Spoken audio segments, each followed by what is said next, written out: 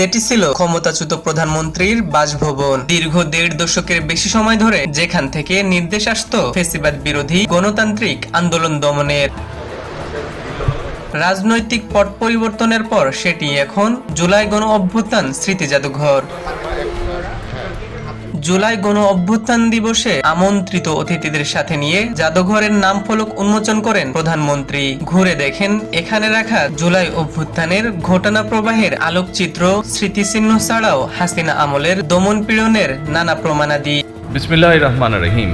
পরে উদ্বোধনী অনুষ্ঠানে প্রধানমন্ত্রী বলেন, ভবিষ্যৎ প্রজন্মের সামনে তাদের পূর্বসূরীদের সাহসী ইতিহাস তুলে ধরবে জুলাই গণ অভ্যুত্থান স্মৃতি জাদুঘর।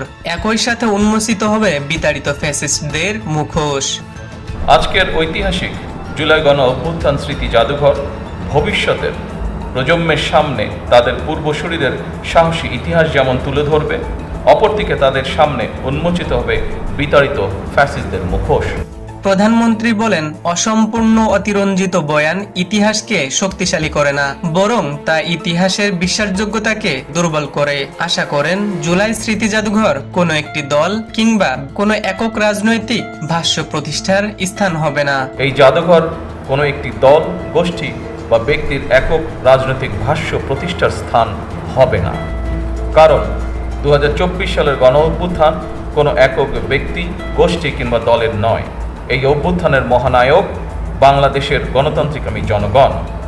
তারেক রহমান আরো বলেন, কেউ কেউ অহেতুক ইস্যু তৈরি করে দেশে অস্থিরতা সৃষ্টির অপচেষ্টা করছে।